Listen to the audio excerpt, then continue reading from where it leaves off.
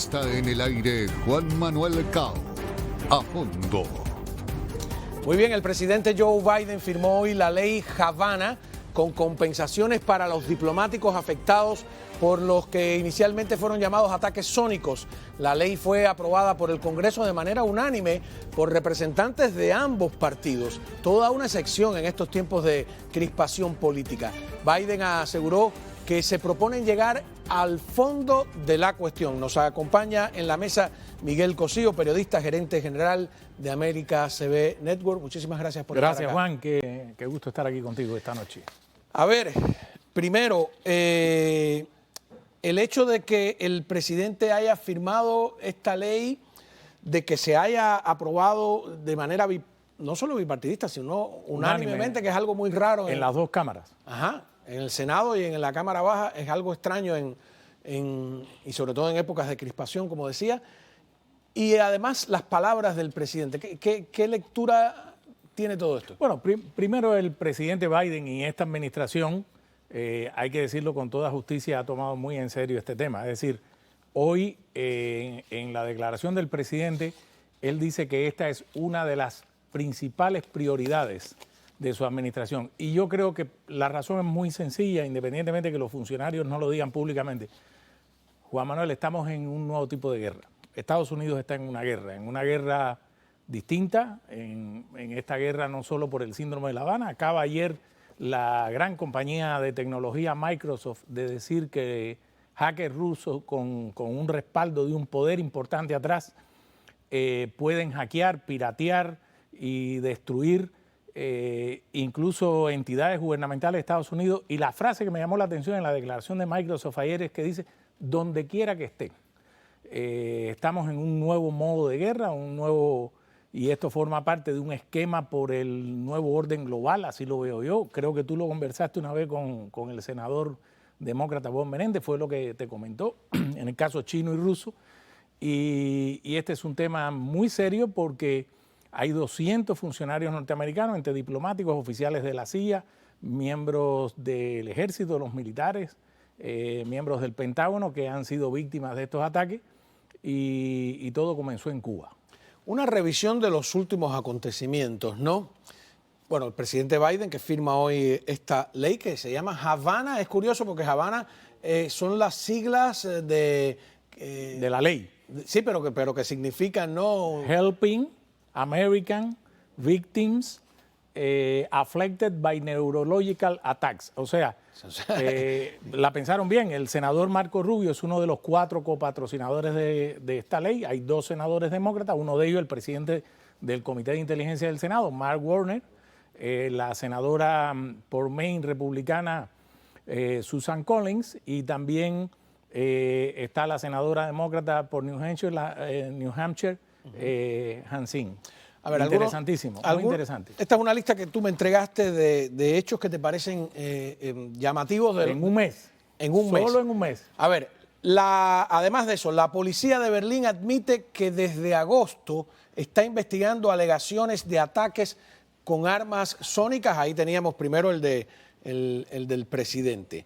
¿Qué es esto de Berlín, de repente? En Berlín, sí, porque Berlín junto con la embajada en Viena ha sido uno de los blancos en las últimas fechas donde más se han reportado estos casos. Es decir, después de La Habana, Viena se convirtió en Viena, Austria, en la nueva capital del espionaje, ¿no? Bueno, Viena siempre ha sido, después de la Segunda Guerra Mundial, recuérdate que Austria fue el primer gran aliado que firmó la alianza con Hitler. Fue tomado y casi entregado.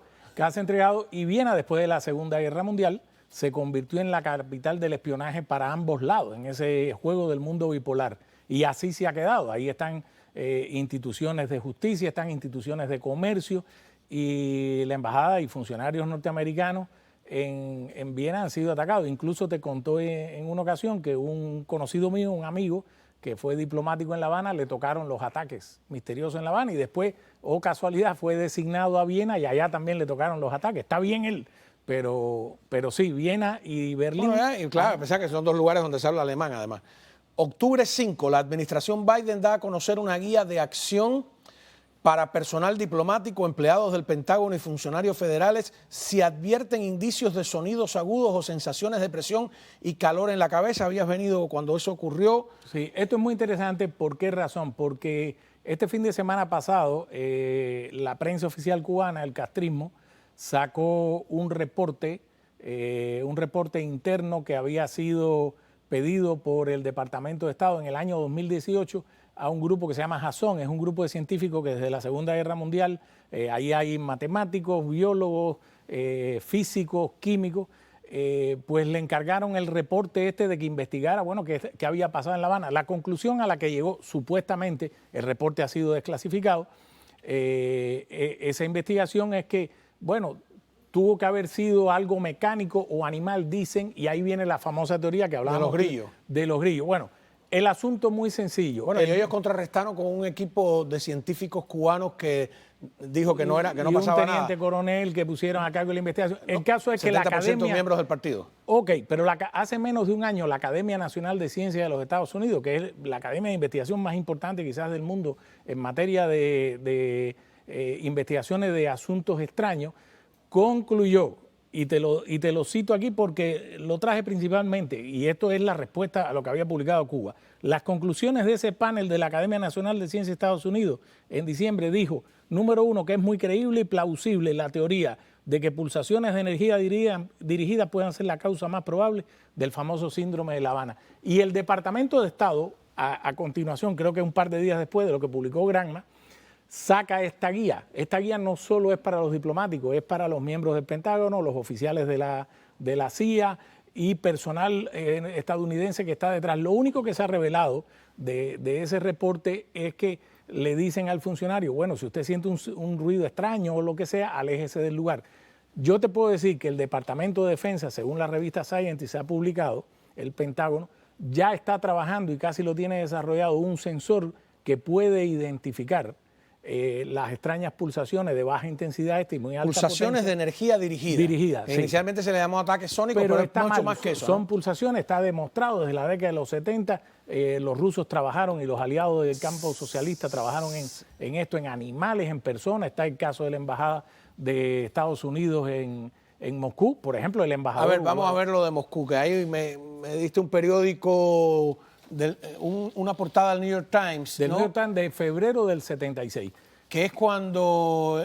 ¿quién es el embajador ruso en ese momento? El embajador de la Unión Soviética en ese momento. De la Unión Soviética. En ese momento en Estados Unidos, en Washington, era Anatoly Dobrinin, que después tú recordarás, tú que cubriste mucho el tema de la caída del muro de Berlín y la desintegración de la Unión Soviética, se convirtió en una de las principales figuras al lado de Mikhail Gorbachev. Bueno, ese tipo era el embajador soviético en Moscú. Entonces, él protestó porque había... No, Kissinger lo llama, que era en el entonces, Henry Kissinger era el secretario de Estado de Estados Unidos. Kissinger es el que protesta. El asunto es el siguiente, desde el año 72 más o menos la Unión Soviética y los países socialistas venían experimentando con las pulsaciones de radiación dirigida primero en animales. En el año 75, el embajador norteamericano en Moscú, Walter Storner, una de las principales figuras de la diplomacia norteamericana en aquello... Tenemos por ahí el titular del New York Times. Sufre un ataque. Al tipo le dan ataques de náusea y le sangran los ojos. El tipo tuvo que ser sacado en el año 76 de la embajada norteamericana en Moscú. Y esos son los primeros episodios grandes que se ha hurgado ahora en la historia para... Hay una amplísima de investigación. El titular del... El New York Times en el año 76 se entera de lo que ha pasado, hizo una investigación muy profunda y publica en su portada, en febrero, no recuerdo el día exactamente, febrero del 96. Ahí está. Eso, lo que dice ahí es, la embajada de Estados Unidos en Moscú está bajo radiación. La llamada que le hace Kissinger... Sí, porque habla de radiación. ¿Y qué nivel de radiación hay? Irradiar, viene de la palabra radio, que es por onda, emisiones de pulsaciones de radio, pueden ser de baja intensidad, las microondas son muy pequeñas y viajan a una velocidad tremenda si son transmitidas a alta potencia. Y lo que le dice Kissinger a Dobrinin es lo siguiente, mira, tú dices que no hay nada, pues te informo que entre 10, primero fueron 10 horas al día y después entre 18 y 19. Era permanente, ¿no? Permanentemente, y entonces Dobrynin después le viene con una teoría, no, esto es para defendernos del espionaje norteamericano en Moscú, nada de eso. Revisemos más hechos. Septiembre 28, evacuado un oficial de la CIA en Serbia por severas lesiones que concuerdan con las sufridas por las víctimas de los ataques del síndrome de La Habana. Septiembre 24, la CIA destituye al jefe de su estación en Viena, Austria, por no haber tomado en serio denuncias de posibles casos del síndrome de La Habana. Esto en vez de deshacerse se enreda, ¿no? Septiembre 22, al cabo de 6 meses, la embajadora Pamela Spratlen deja su puesto como coordinadora de los esfuerzos del Departamento de Estado en respuesta a los incidentes del síndrome de La Habana. Eso es interesante porque yo había pedido para Por nosotros... cierto, la embajadora de Cuba en Austria renunció sorpresivamente también. La embajadora de Cuba en Austria. Sí, que dice que no, que eso es un tema que podemos... Sí. Ajá. La embajadora Spratlen, nosotros habíamos solicitado una entrevista para aquí, para el canal, con ella. Al principio parecía que nos las iban a ceder. Ella tiene una larga experiencia. Fue embajadora en Kirguistán, fue embajadora en Uzbekistán, es decir, en los países que eran satélites de las operaciones de la inteligencia rusa. La pusieron aquí, sufrió una crítica muy fuerte de las víctimas, de estas víctimas, incluso del alto oficial de la CIA que en Moscú en el año 2017, Polimeropoulos, sufrió ataques de esta naturaleza y sencillamente el argumento que dijeron, bueno, ella cumplió, como la trajimos de su retiro, ella cumplió sus horas. Yo creo que hubo una crisis tremenda y tanto el jefe de la CIA, William Burns, como el secretario Blinken, como el jefe del Pentágono y el propio Biden, hay un equipo de fuerza de tarea de las 18 agencias de inteligencia de este país en este momento tomando este caso muy en serio. Y todo comenzó, te repito, en La Habana. Me quedan 2 cosas. Septiembre 21, un oficial de la CIA que viajó a India, pues que se llama William Burns, reportó síntomas. Uno de los ayudantes de William Burns, un oficial de la CIA que viajó a la India, sufrió esos mismos ataques. Es decir, hasta el jefe de la CIA, su equipo lo atacan en... Sí, con la comitiva del director de la agencia. Correcto. Claro. Y el servicio secreto retrasa, que es famosísimo esto, varias horas el viaje de Kamala Harris, porque también en Vietnam, entre Singapur y Vietnam, era el viaje por un posible caso de síndrome de La Habana. Es decir, todo esto pasó en un mes. En un mes. Ahora, no sé, hay muchas...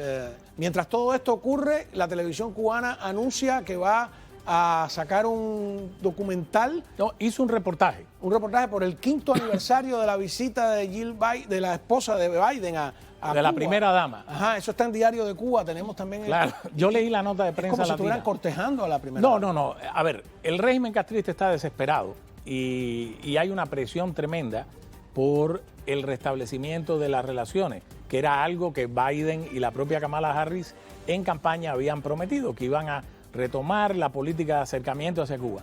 Por supuesto, entre los ataques entre los ataques misteriosos que se originaron en La Habana, la situación a nivel internacional y yo te diría el 11 de julio, lo que pasó el 11 de julio, eso lo ha hecho imposible. Eso no quiere decir que aquí haya fuerzas que son proclives. Mi duda personal, que yo te la he expresado, es que a lo mejor, no es por buscarle la cuarta pata al gato, están tratando, mientras mantengan abierta esta investigación, no pueden hacer un acercamiento diplomático. Eso tienen que cerrar el caso, de alguna manera. No lo sé, hay muchas fuerzas, muchas incluso de aquí, de Miami, que están presionando.